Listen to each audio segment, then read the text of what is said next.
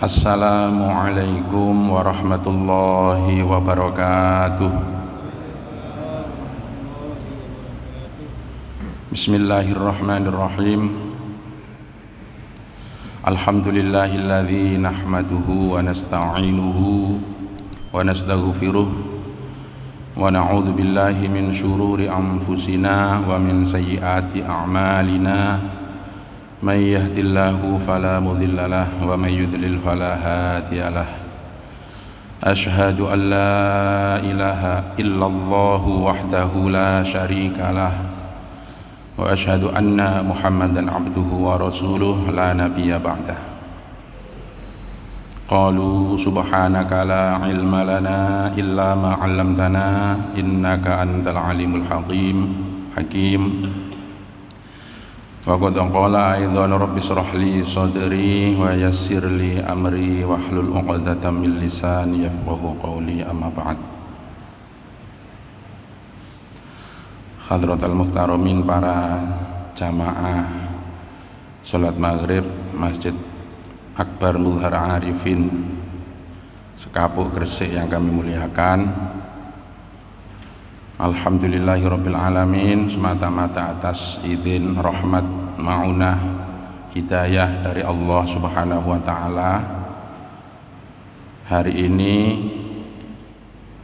karena sudah maghrib, kita sudah memasuki tanggal 26 Rajab 1442 Hijriah, bertepatan dengan 9 Maret 2021. Sesuai jadwal di masjid kita yang mulia ini, kita lakukan kajian bersama kitab Al-Hikam yang dikarang oleh beliau Asy-Syaikh Ibnu Athaillah As-Sakandari rahimahullahu ta'ala. Allahumma anfa'na bi ulumihi wa bi asrarihi li ridhaillahi ta'ala. Syai'ulillah. Al-Fatihah. A'udzubillahi minasyaitonir rajim. Bismillahirrahmanirrahim. Alhamdulillahirabbil alamin. Ar-Rahmanir-Rahim. Maliki yaumiddin. Iyyaka na'budu wa iyyaka nasta'in. Ihdinas siratal mustaqim. Siratal ladzina an'amta 'alaihim ghairil maghdubi 'alaihim waladdallin. Rabbi ighfirli wa li walidayya. Amin.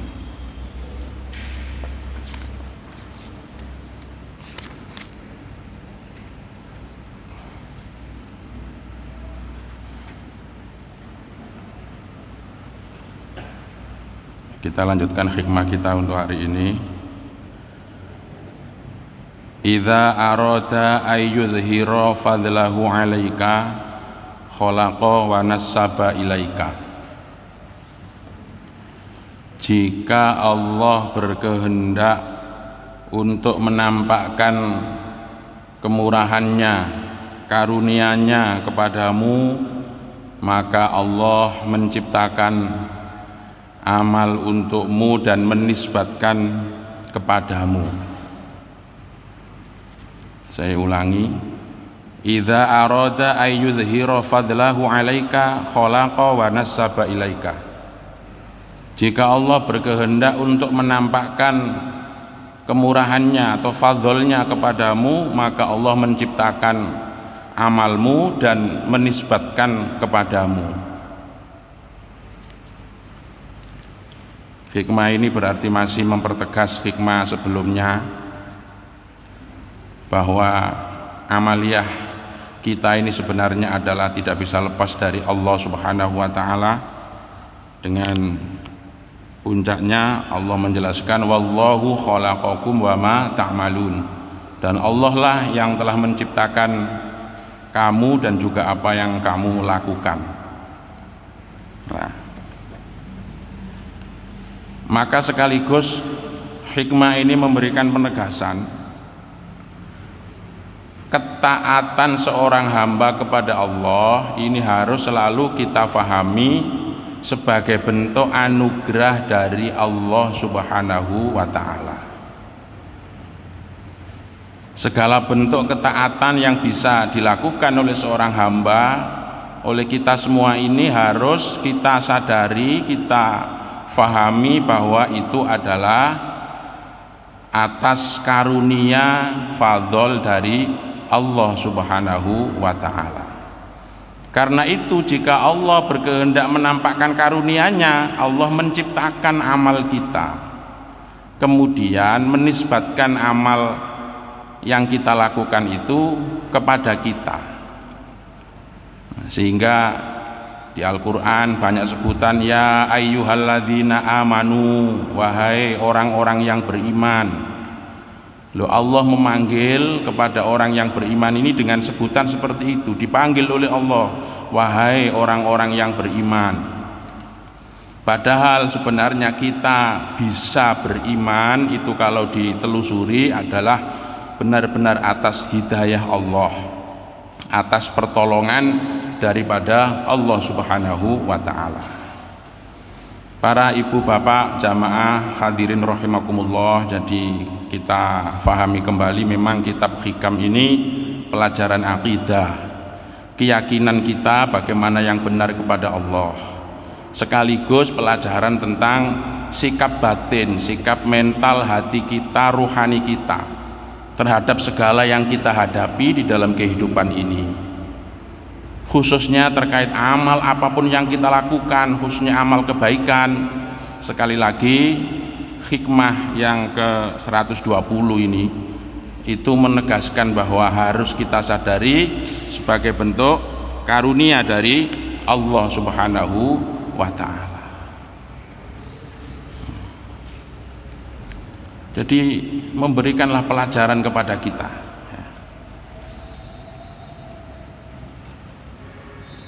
Kita ini kemudian jarang, istilahnya itu jangan punya anggapan-anggapan atau klaim-klaim begitu, sehingga mungkin sampai ada ungkapan-ungkapan saya sebagai orang alim maka dalam hal ini bertanggung jawab untuk memberikan ini dan itu lah, umpama terungkap ungkapan semacam itu. Ini kalau ditelusuri ke sini ya berarti menyimpang. Jangan sampai kemudian dinisbatkan kepada kita, walaupun mungkin kita itu mungkin merasa punya banyak ilmu, atau ngomong ya sebagai orang yang kaya, ahli harta benda, maka saya berkewajiban memang untuk bagaimana peduli kepada sesama. Nah, walaupun mungkin yang bersangkutan memang seperti itu, tapi tidak boleh. Penataan batin kita harus kita kembalikan bahwa ini adalah karunia dari Allah Subhanahu wa ta'ala. Apalagi sampai saya sebagai orang yang baik ya makanya saya ini selalu sabar, nah, dan lain-lain. Nah, ini kan kadang-kadang sering ungkapan seperti itu. Nah, maka jarene wong Jawa kalau hal semacam ini kita diingatkan, kita ini harus pinter rumangsa. Ya, jangan rumangsa pinter. Kita harus iso rumangsa, jangan rumangsa iso. Nah, ini orang Jawa tapi dalam sekali. Kita ini jangan rumangsa soge, tapi soge rumangsa. Kita ini jangan rumangsa apik, tapi baiklah persangkaan kita, perasaan kita itu. Kira-kira seperti itu. Nah, bagi seorang hamba yang menyadari bahwa itu karunia, amal kebaikan apapun yang diberikan itu, kemudian ketika dia mungkin bermunajat kepadanya, ya Allah, atas segala kemurahan-Mu, atas segala bimbingan-Mu ya Allah, aku bisa seperti ini, aku sekarang bisa sholat, bisa menghadap-Mu ya Allah, terima kasih aku panjatkan kepadamu. Ketika amal-amal baik kemudian dia bermunajat kurang lebih seperti itu kepada Tuhan, kepada Allah, Allah akan membalas munajat kita itu dengan baik. Betul, terima kasih hambaku, bahkan Allah berterima kasih. Sungguh kamulah yang beramal, kamulah yang taat, anta muti'un, anta muttaqi, anta amil, engkaulah orang yang takwa, engkaulah orang yang beramal. Kalau kita, perasaan kita itu bisa menata seperti itu, Allah sendiri kemudian akhirnya justru menisbatkan amal-amal baik itu kepada kita. Tapi kalau penisbatan itu dari Allah, ya, ini sebagai anugerah, bahkan ini sebagai bentuk anugerah yang paling sempurna, penyempurna anugerah Allah dengan segala pertolongannya itu adalah kemudian menisbatkan amal itu kepada hambanya yang baik tadi. Tetapi hambanya sendiri jangan kemudian ketika terjadi kebaikan-kebaikan itu mengklaim dan merasa itu adalah dari dirinya sendiri. Ma'asyiral hadirin, inilah. Jadi penataan seperti ini agar musyahadah, penyaksian kesadaran kita ini benar. Ya. Tapi sebaliknya ketika kita ini melakukan kejelekan, hal-hal yang jelek, itu kita dilarang, ini kita nisbatkan kepada Allah Subhanahu wa ta'ala. Sebagaimana tadi ketika kebaikan dilakukan itu kita nisbatkan kepada Allah, kita harus menyadari sebagai karunia, pertolongan daripada Allah, bimbingan daripada Allah dan seterusnya. Maka ketika kita itu melakukan hal-hal yang jelek, itu kita harus mengakui bahwa ini adalah datang dari kelemahan kita, akibat kebodohan kita, akibat kecerobohan kita, dan seterusnya dan seterusnya. Ini benar-benar pendidikan rohani. Sudah seperti itulah seharusnya perasaan sikap hamba yang benar di hadapan Allah Subhanahu wa ta'ala. Ma'asyiral hadirin, memang hal yastawil ladzina ya'lamuna wal ladzina la ya'lamun, apakah sama orang-orang yang mengerti dengan orang-orang yang tidak mengerti? Ini bedanya seakan-akan tipis sekali. Padahal disitulah letak penilaian Allah Subhanahu wa ta'ala kepada hambanya yang benar itu seperti apa. Ternyata unsur bagaimana sikap perasaannya yang benar ini betul-betul menjadi perhatian daripada Allah Subhanahu wa ta'ala. Maka ketika kita ini terjatuh kepada hal-hal yang jelek, kita dilarang untuk menisbatkan amal itu adalah karena Allah, ini sudah ditentukan, ini memang dikehendaki begini oleh Allah Subhanahu wa ta'ala. Tetapi kita harus mengembalikan bahwa ini yang seperti itu, kejelekan, kesalahan itu akibat kelemahan kita, kebodohan kita, keteledoran kita, kekurangan kita dan seterusnya. Ma asobaka min hasanatin faminallah wa ma asobaka min sayyiatin famin nafsik. Apa saja yang menimpamu hal-hal yang baik itu adalah datang dari Allah, dan apa yang menimpamu dari hal-hal yang jelek itu adalah karena dirimu, karena kesalahanmu. Jadi begitu. Kalau masalah kebaikan, hakikatnya harus kita tampakkan kepada Allah. Adabnya juga begitu, itu kita sandarkan kepada Allah. Kalau masalah yang jelek, hakikatnya kita tutupi, tidak boleh kita tampakkan, dan adabnya harus kita akui sebagai kelemahan kita, sebagai kekurangan kita. Ini pelajaran rohani bagaimana sikap kita yang benar kepada Allah Subhanahu wa ta'ala atas amaliyah kita. Jadi tidak cukup sekedar bekal bahwa kita semangat melakukan ubudiyah, pengabdian, ibadah kepada Allah Subhanahu wa ta'ala, tetapi harus terus kita selimuti, kita jiwai dengan perasaan yang benar yang diharapkan oleh Allah Subhanahu wa ta'ala. Gitu. Diibaratkan umpama kita ini nggak bisa menulis asalnya, kemudian diajari oleh orang sampai kita mahir menulis. Nah, kemudian suatu saat yang mengajari kita ini minta tolong kepada kita, minta dituliskan. Tolong sampean tuliskan ya, nanti kalau sudah selesai tak kasih hadiah sampean, tak kasih hadiah. Nah, Bagaimana mestinya sikap seseorang yang diperlakukan oleh orang yang pernah mengajari kepadanya menulis, kemudian suatu saat ada situasi yang seperti itu? Mestinya dia ini punya perasaan malu. Kenapa Pak kok sampean kasih hadiah segala? Oh saya bisa begini ini kan karena bimbingan sampean. Lah, harusnya seperti itu. Tidak boleh malah transaksional. Iya, oh saya kerja, ini hasil saya bekerja, saya walaupun dulu diajari sudah lupa, sekarang yang penting ini adalah pekerjaan saya, jerih payah saya.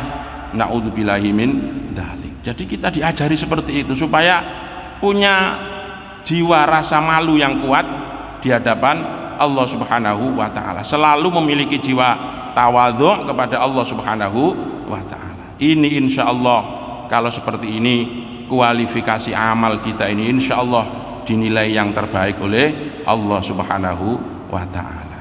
Nah, itulah. Maka ketika seseorang melakukan amal baik nanti akan dinisbatkan kepada kita amal itu. Jangan khawatir, Allah menyatakan seperti itu, dinisbatkan kepada kita. Buktinya banyak sekali ayat di Al-Qur'an yang memuji orang-orang yang beriman dengan panggilan yang orang-orang yang beriman dan seterusnya. Allah bersama dengan orang-orang yang sabar. Seakan-akan di situ sabar itu betul-betul murni atas jerih payah dan upayanya sendiri, tetapi sebenarnya adalah atas bimbingan, pertolongan daripada Allah Subhanahu wa taala. Nah, ini lanjutan daripada hikmah yang dulu, sekali lagi tentang status daripada amal kita semua di hadapan Allah Subhanahu wa taala. Supaya tidak kelewatan, barangkali sebelum saya lanjutkan ke hikmah berikutnya mungkin ada yang mau ditanyakan, barangkali satu hal dua hal yang ditanyakan, monggo. Barangkali ada yang minat untuk pertanyaan, monggo.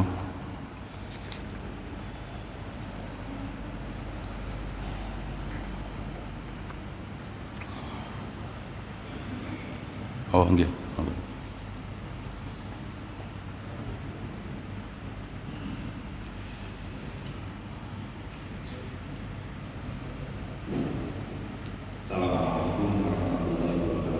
Waalaikumsalam warahmatullahi wabarakatuh.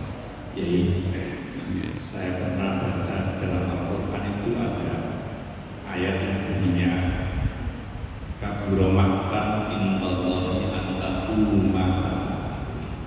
Dosa besar bagi orang-orang yang hanya mau mengatakan dan tidak pernah mengerjakan. Yang saya tanyakan begini, ini untuk para dai atau semua orang mukmin yang terakhir kan malah untuk siapa ya itu yang saya tanyakan. Terima kasih.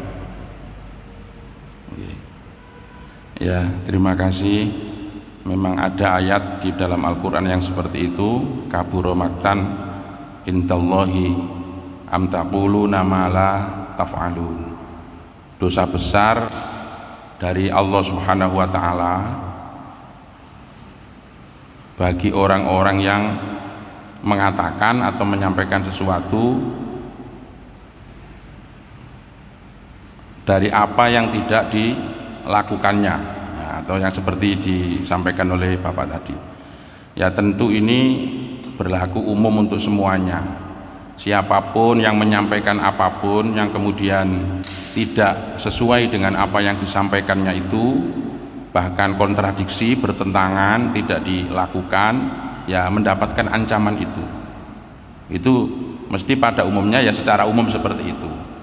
Tetapi kalau ditaksis, tentu yang sering menyampaikan hal-hal yang baik atau ajaan-ajaan, lah ini mesti adalah ya mereka-mereka yang sering melakukan itu.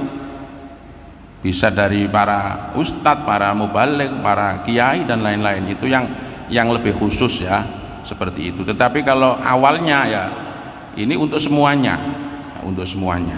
Lah tentu ini menjadi renungan ya, menjadi introspeksi bagi kita semuanya, termasuk kita mengkaji kitab tasawuf yang sangat mulia ini, kitab hikam ini. Ini harapan kita betul-betul menjadi inspirasi dan motivasi kita. Inspirasi dan motivasi kita bagaimana kita bisa mengeksekusi kita bisa menjalankan betul ya, seperti itu. Nah, kita awali dari kajian, sebab kalau kita mengetahui dulu teorinya, ilmunya, ini bekal awal ya, ini bekal awal modal kita untuk melakukan dengan benar ya, dengan benar. Dan juga perlu diajarkan, disampaikan kepada siapapun ya, agar kemudian pemahaman ini bisa luas, bisa berkembang kepada banyak pihak, sehingga kebaikan itu bisa menyebar seluas-luasnya. Nah ya, jadi betul sekali seperti itu. Ini peringatan bagi kita semua, terutama yang memang sering atau ahlinya menyampaikan seperti itu. Nah ini ya, jadi saya kira begitu Pak, ini untuk kita semua, dan khususnya ya mereka yang ahli atau bertugas menyampaikan hal-hal yang seperti itu ya, mengajak atau menyampaikan. Nggih. Wonten malih.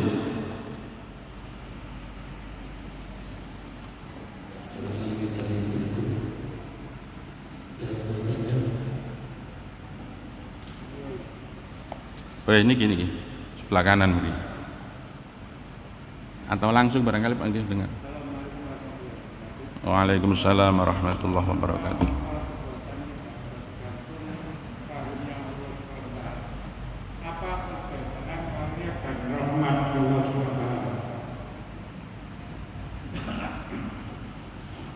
Karunia dan rahmat ya, ini sama-sama anugerah kan. Karunia kan bahasanya kan seperti ini tadi, fadl tadi, yang sering diartikan keutamaan, sesuatu yang utama, sesuatu yang berharga. Itu secara bahasa begitu kalau fadl itu kan. Karunia ya artinya kemurahan daripada Allah yang berupa suatu keutamaan. Kalau dikaruniai harta yang utama menjadi sarana kebaikan, dikaruniai ilmu menjadi sarana kebaikan, dikaruniai kesehatan menjadi sarana kebaikan. Jadi ini karunia yang sifatnya utama, secara bahasa seperti itulah. Kalau rahmat, apa bedanya? Kalau rahmat ini kan ya, ini bentuk kasih sayang dari Allah, anugerah yang berupa kasih sayang dari Allah. Kalau kita disayangi ya, kemudian kita diberikan petunjuk, hati kita digerakkan, kesadaran kita diperkuat dan lain-lain, ini adalah bentuk kasih sayang daripada Allah Subhanahu wa ta'ala, sehingga kemudian kita bisa memperlakukan itu dengan sikap yang terbaik. Makanya kalau di contoh hadis itu kan, karena rahmat daripada Allah, binatang yang buas pun kemudian bisa sayang kepada anaknya. Nah kan begitu, itu contoh rahmat. Jadi suatu karunia yang berbentuk kasih sayang, adanya rasa cinta, rasa kasihan begitu, sehingga menimbulkan sikap yang baik. Kalau tidak ada kasih sayang, akhirnya kan ya bengis, mungkin sadis dan seterusnya. Jadi saya kira ini sama-sama datang dari Allah sebagai pemberian Pak, cuman ya beda bentuk, dan saya kira begitu. Nggih lah, nggih. Alhamdulillah. Nggih. Kita lanjutaken nggih. La nihayata limadzamika in arja'aka ilaika wala tafruhu madaihuka in adhara judahu alaika. Tidak ada habis-habisnya celaan untukmu jika Allah mengembalikan kepadamu,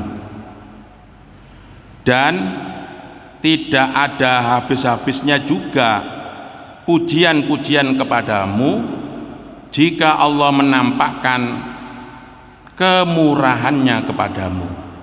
Nah, ini juga saling terkait dengan hikmah yang sebelumnya tadi.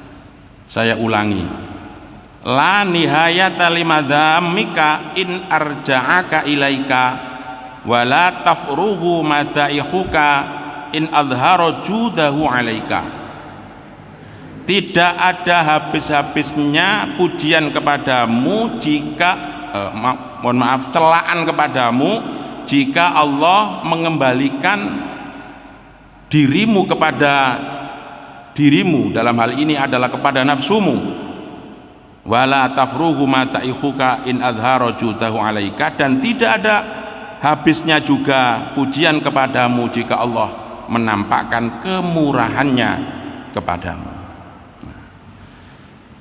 Hadirin, di sini memperjelas ya, kalau manusia ini kemudian dilepas oleh Allah Subhanahu wa taala, artinya diserahkan kepada dirinya, kepada nafsunya yang dikuasai oleh hawanya yang jelek. Sebab istilah ini kan kadang sering dirangkai memang hawa nafsu ya, padahal secara bahasaan nafsu itu kan diri atau jiwa. Nah, itu umum sifatnya, masih umum juga. Tetapi kemudian ada hawa. Hawa ini dorongan atau keinginan yang kemudian sering juga bahasanya menjadi syahwat.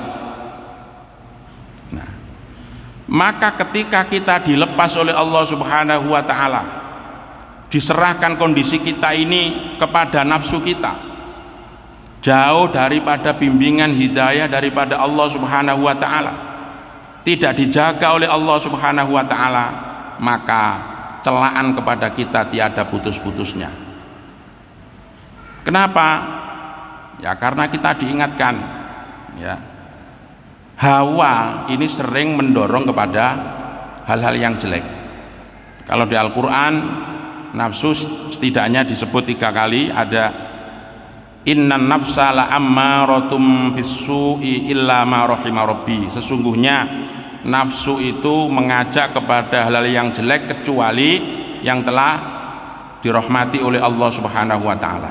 Surat Yusuf ayat 53. Ada istilah nafsu ammaratum bisu. Yang ammaratum bisu ini berarti timbul dari hawanya, hawa yang ada di dalam jiwa seseorang itu, yang selalu mengajak kepada hal-hal yang jelek. Kemudian ada wala uqsimu bin nafsil lawwamah, dan aku bersumpah dengan nafsu yang selalu menyesali. Nah, ada istilah nafsul lawwamah. Nah, kemudian yang terakhir ada ya ayyatuhan nafsul mutmainnah, wahai nafsu yang tenang, irji'i ila rabbiki radiyatan mardiyah ila akhirih. Nah, ini setidaknya ada 3 istilah, ada nafsu amaratum bisu, ada nafsu lawwamah, ada nafsul mutmainnah. Ini berarti tergantung daripada hawa yang lebih dominan itu modelnya seperti apa, keinginannya itu mengarah kemana. Kalau keinginannya mengarah kepada hal-hal yang jelek, lah itulah nafsu amaratum bisu.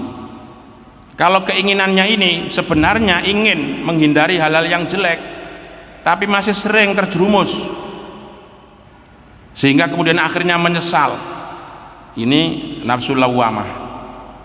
Tetapi kalau keinginan hawanya ini sudah bisa stabil, sudah bisa dikendalikan dengan begitu baiknya. Saya sering memberikan contoh yang stabil ini kan, seperti ketika kita bisa menyetir sepeda, itu kita sudah bisa menguasai sepeda itu, mau nanjak, mau turun, mau belok, itu sudah tenang. Tetapi orang yang belum bisa, ya tentu begitu ada turunan itu kalut, kemudian bisa mungkin celaka. Artinya dia belum stabil di dalam mengemudikan kendaraan itu. Nah, orang yang mengemudikan nafsunya sudah bisa stabil, ini jiwa yang tenang, nafsul mutmainnah. Kalau hawa yang ammaratum bisu, atau kemudian yang sering terjerumus kepada kesalahan ini yang mendominasi jiwa seseorang, ya pada akhirnya orang ini tentu terjatuh kepada hal yang jelek. Dan kalau sudah begitu, maka kemudian banyak menjadi sasaran hujatan, sasaran celaan dari banyak pihak, karena kita memiliki kelakuan yang jelek, yang mengikuti hawa kita, sehingga nafsu kita dikuasai, didominasi oleh hawa yang jelek tadi. Maka pada akhirnya kita akan banyak dicela. Nafsu diantaranya kenapa menimbulkan celaan? Satu, cirinya atau kesukaannya apa? Sombong. Al-kibru, ini cirinya nafsu. Kesenangannya nafsu satu, sombong, menganggap diri lebih hebat, lebih baik, ya, dan seterusnya. Maka ketika ditanya nafsu itu, siapa kamu? Saya ya saya, engkau ya engkau Tuhan, begitu. Ananiyahnya ini muncul, dia menampakkan eksistensinya itu pembawaan nafsu, yang memang nafsu itu ingin selalu sombong. Lah kemudian kita faham kalau manusia memperturutkan kesombongannya ini, pada akhirnya dibenci banyak orang, dihujat oleh banyak orang. Ini alami yang sering terjadi seperti itu. Nah, nafsu senang apa lagi? Hubbul mal, suka harta. Akhirnya mewariskan watak-watak orang yang cinta harta ini apa? Tomak umpamanya, serakah. Kemudian lagi mewariskan dari nafsu yang kesenangannya itu terhadap harta, kikir atau bakhil. Nah, kemudian ada hadis yang menjelaskan seperti itu. Orang yang bakhil itu jauh dari Allah, dekat kepada neraka, jauh dari manusia, dekat kepada neraka. Tapi orang yang derma itu dekat kepada surga, dekat kepada Allah. Kalau jauh dari manusia atau dekat dengan neraka, tentu ini diyakini orangnya ini jelek penampilannya, sikapnya, sehingga menjadi sasaran hujatan ataupun celaan dari banyak orang. Maka karena itu kemudian kita ini, ya Allah, berdoa sebagaimana diajarkan oleh doanya Allah Subhanahu wa taala, Allahumma la takilni ila nafsi tarfata aini. Ya Allah, jangan engkau serahkan kepada nafsuku, kepada diriku, aku ini jangan engkau serahkan kepada diriku walaupun sekejap mata. Tarfata ainin, walaupun hanya sekejap mata. Ini doa, hadis mendoakan seperti itu, mengajarkan doa seperti itu, ya. Allahumma aslih li sa'ni kullahu. Ya Allah, perbaikilah urusanku ini semuanya. Apapun urusanku ya Allah, bimbinglah, jangan engkau tinggalkan, perbaiki. Jangan sampai engkau serahkan urusanku ini kepadaku sendiri. Yang artinya kemudian kita dikuasai oleh nafsu kita. Akhirnya kita karena nafsu itu memiliki hal-hal yang jelek, maka kita kemudian memiliki sikap ataupun perilaku-perilaku yang jelek, sehingga akhirnya menjadi sasaran hujatan ataupun celaan daripada orang lain. Makanya hikmah ini memberikan peringatan, la nihayata limadhamika in arja'aka ilaika. Tidak ada habisnya celaan kepadamu jika Allah mengembalikan dirimu kepadamu, yang artinya kamu dikuasai oleh nafsumu, jauh daripada bimbingan Allah, jauh daripada penjagaan Allah Subhanahu wa ta'ala. Tapi sebaliknya, wala tafruhu mata'ikhuka in adharo judahu alaika. Dan tidak ada habis-habisnya juga pujian kepadamu jika Allah menampakkan kemurahannya kepadamu. Kemurahan di sini tentu adalah inayah, pertolongan dari Allah, hidayah, petunjuk dari Allah, penjagaan, ismah, penjagaan daripada Allah Subhanahu wa ta'ala kepada jiwa kita, kepada kehidupan kita, sehingga akhirnya kita selalu bisa menjalani kehidupan dengan yang baik. Maka akhirnya kebaikan itu otomatis secara hukum alam akan diterima, ditanggapi oleh yang lain dengan senang, dengan jiwa yang puas, dan kemudian mereka memberikan pujian-pujian dan lain-lain. Tidak akan ada habis-habisnya pujian yang diberikan kepada karunia Allah sebenarnya ini, ya, yang diberikan kepada hambanya dalam wujud amal-amal kebaikan dan hal-hal yang lain. Ma'asyiral hadirin, nah ini